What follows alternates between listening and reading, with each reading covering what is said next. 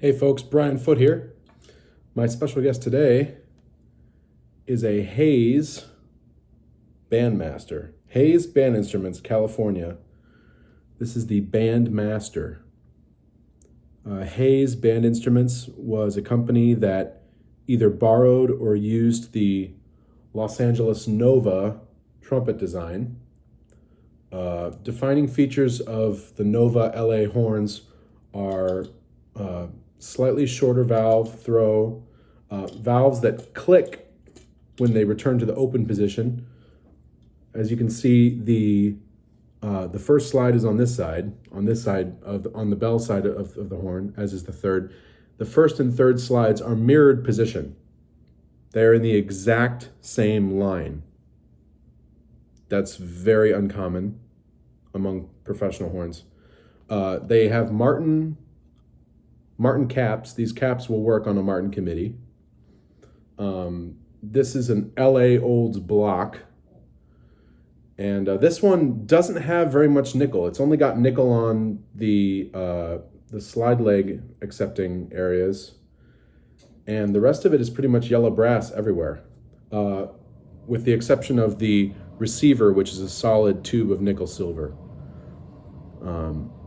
I have it on good authority that the braces are also Martin, these braces. Maybe it's slightly simplified, not quite as elegant as on a committee or an Imperial handcraft of that time. The Nova horns, the Nova line of horns are anywhere between a 460 or a 462 bore. So they're a little bit more open than your typical medium-large. They play extremely open. The biggest feature that most people will notice, most trumpet players will notice at least, is the fact that the first slide and the bell are reversed.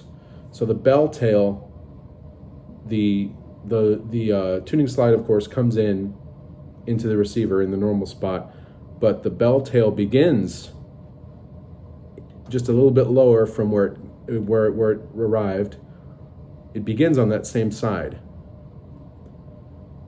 So the horn, the only way that you could have the bell up and down is if the horn was turned to this degree. I was told that York Airflow horns had this same idea, but it was way more extreme. The bell was way more extreme. So who knows who thought of it first, but these Nova horns. But this one is a Hayes Bandmaster. So I just got this today. Serial number is 992. So this is an early one. The seller told me it was a 1930s horn. I don't quite believe him. I think this is at least mid 40s, maybe even late 40s. I don't think they made these in the 1930s. This is not the spec of a horn in the 1930s. A lot of horns in the 40s would have tuning slides that crossed over. This is one of the few trumpets that has the bell that crosses over, and you got this cool diagonal line. So for my Karate Kid run that I'm doing right now, and of course I'm wearing concert black, I'm going to head out and do that Friday night performance right after this video is done. But I'm using these horns for the Karate Kid, and I've been using these horns professionally for about 3 years now. I picked up my first Nova, my Nova LA. Let me grab it. I picked up this bad boy in St. Charles, Missouri, which is a city near St. Louis. I picked it up at a flea market for 75 bucks. And the valves were trashed. It was in bad shape. And the seller wanted $75 for it. And I realized I couldn't really get any good tones out of the horn except for the open tones. So I told myself, this horn is unique enough. It's got that crossover bell. I'd never seen that before on any other horn. And I said, if I can get some good open harmonics out of this horn, some good arpeggios just with open notes, I'll know if I got a keeper.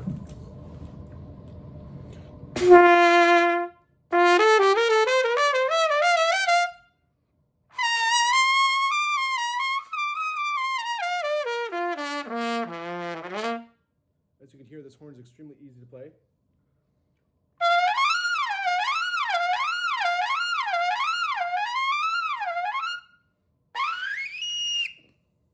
Triple G, no problem at all.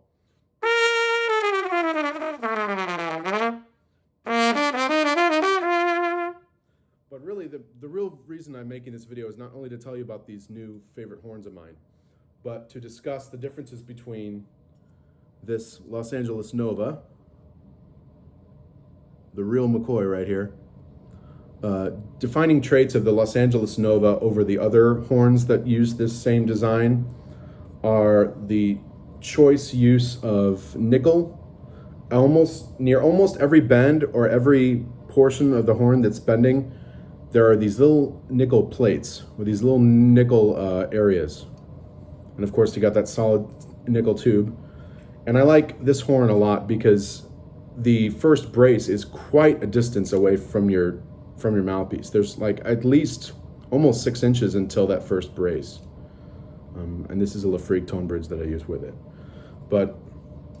And also, even from what my friend Brian Casserly at Nodelman Music told me, these very light braces in the valve block are just soldered in. They're not brazed. They're not brazed in.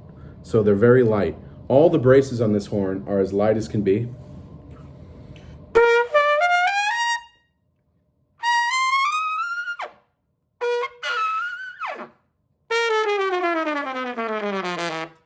And it's a great jazz horn. It's great for jazz, it's great for commercial work.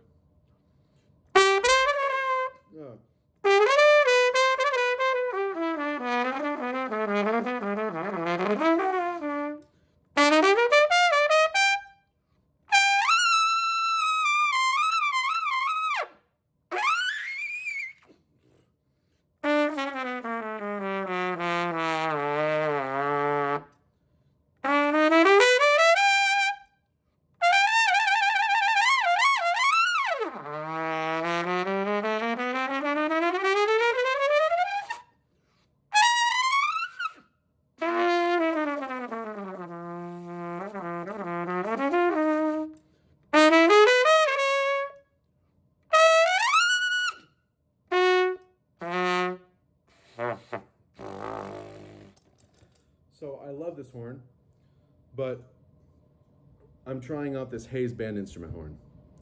So it's very similar. It's a little bit lighter weight because I've added these harmonic balancers. If you can see that little ball there. Let's see. I don't know if you can see that, but I added these harmonic balancers here and here to give the horn a little bit more stability.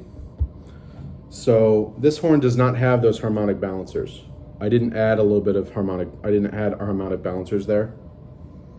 So I'm expecting it's going to be a little out of control. So let's find out.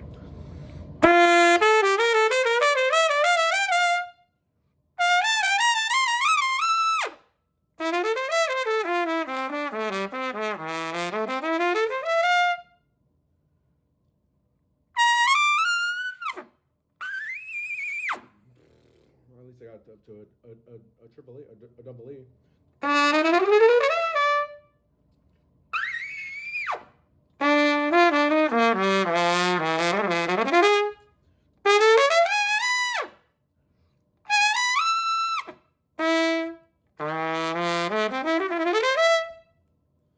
Very, very easy horn to play.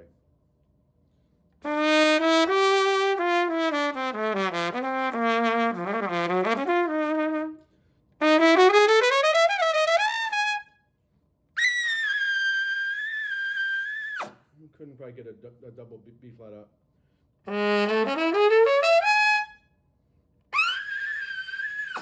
Doesn't want to slop, but.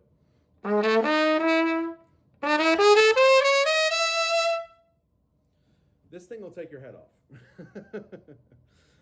A difference that I notice on this Hayes Bandmaster compared to my LA Nova is the bell bead is a semi-flat standard bead.